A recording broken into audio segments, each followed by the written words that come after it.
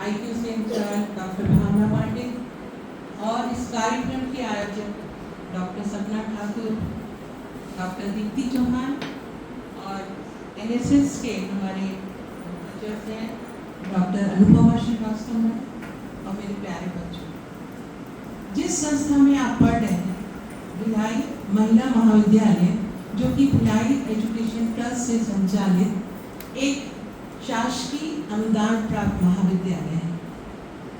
हमारे महाविद्यालय में जैसे मैडम लोगों ने बताया कि एक वीक 12 से 18 अगस्त तक एंटी रैगिंग वीक, है ना, अवेयरनेस वीक हम मना रहे हैं और बहुत ही अच्छे तरीके से कि डिफरेंट एक्टिविटीज़ हो रही हैं, प्रतियोगिताएं हो रही हैं और उनके माध्यम से हम जागरूक करना चाहते हैं आप सबको रैगिंग क्या है, यदि आपके साथ इस प्रकार की कोई दुर्घटना होती है तो आपको क्या करना है।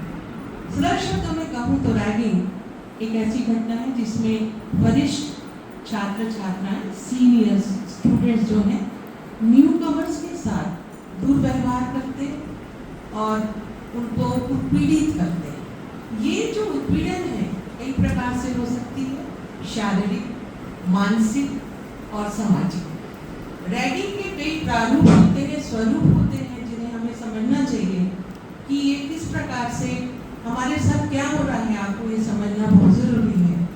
तो सबसे पहले शारीरिक रैगिंग, आपको मारा जाए, मारपीट किया जाए या किसी अन्य तरीके से आपके शरीर को चोट पहुंचाना शारीरिक रैगिंग के अंतर्गत आता है। मानसिक रैगिंग, लोगों के सामने यदि आपको अपमानित किया जाता है या आपको डराया धमकाया जाता है तो ये मानसिक रैगिंग के अंदर आता है। सामाजिक रैगिंग, संस्थानों में होने वाले एक्टिविटीज को में यदि आपको पार्टिसिपेट करने से रोका जाता है या सोशल मीडिया पे आपको अपमानित किया जाता है तो ये सामाजिक रैगिंग होता है। आर्थिक रैगिंग, यदि आपको कोई दबाव डाल के आपसे पैसे की मांग करता है या किसी चीज की मांग करता है तो वो आर्थिक रैगिंग के अंतर्गत आता है। तो क्या रैगिंग क्या है? रैगिंग एक जघन्य अपराध है। सुप्रीम कोर्ट ने भी कहा है कि ये क्रिमिनल ऑफेंस और इसमें लिप्त छात्र छात्राओं को इंडियन लॉ के अनुसार सजा मिलने की भी प्रावधान है। यदि आपके साथ इस प्रकार से की घटनाएं होती हैं तो आप उनके अगेंस्ट FIR कर सकते हैं और जेल में जाने का भी प्रावधान है यदि बच्चे ऐसा काम कर रहे हैं, और उसके साथ साथ आर्थिक भुगतान भी उनको इस प्रकार के भी प्रावधान है। जब रैगिंग जो है कई बार बहुत हल्के फुल्के ढंग से, जैसे आपने देखा कि बहुत हल्के फुल्के ढंग से होता है। कई बार सीनियर बोलते हैं कि 90 डिग्री से झुक के हमको नमस्ते करो, या बोलेंगे 2 चोटी करके आओ, लाल फीता लगाओ, रिबन लगाओ। इस प्रकार से हल्के फुल्के या आपकी क्या आपको अच्छा आता है गाना गाने बोलेंगे, चुटकुले सुनाने बोलेंगे, तो ये हल्का फुल्का रैगिंग, इसको रैगिंग नहीं कहते हैं, इसको तो interaction between seniors and juniors. लेकिन यही धीरे धीरे बहुत बड़ा रूप धारण कर लेता है।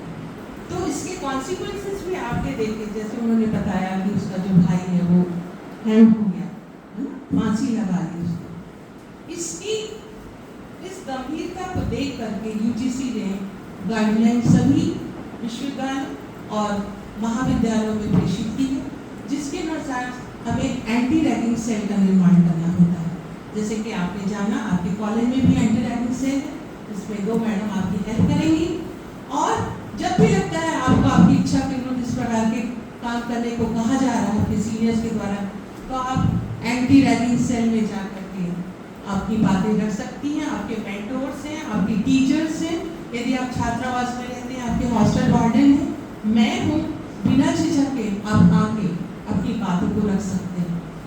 ठीक है ना, किसी प्रकार की डरने की बात नहीं है। एंटी रैगिंग सेल बनाने का उद्देश्य यही है कि हम अपने संस्थान में ऐसा स्वस्थ वातावरण पैदा करें कि हमारे जो बच्चे जो इतने सपने लेके इस महाविद्यालय में आते हैं वो एक अच्छी उड़ान उड़े, बिना भय मुक्त वातावरण में एक अच्छी उड़ान है। बच्चों, जब भी लगता है कि आपको आपकी इच्छा के विरुद्ध कुछ कहने को मजबूर किया जा रहा है, से नो, नहीं कहना सीखना। ठीक है, आइए हम सब आज एक निश्चय करें, हम एक दूसरे से वादा करें, ना हम रैगिंग करेंगे और ना ही अपने संस्थानों में रैगिंग होने देंगे। और मुझे बहुत गर्व है अपने महाविद्यालय पर कि हमारे महाविद्यालय में इस प्रकार की वारदातें बिल्कुल भी नहीं होती हैं। बहुत ही स्वस्थ वातावरण में सीनियर्स और जूनियर्स मिल करके यहाँ पढ़ाई करते हैं। सीनियर्स जो है आपकी हेल्प करेंगे पढ़ाई में भी, आपको नोट्स देने में, जो भी आपकी समस्याएं हैं उसमें करती हैं।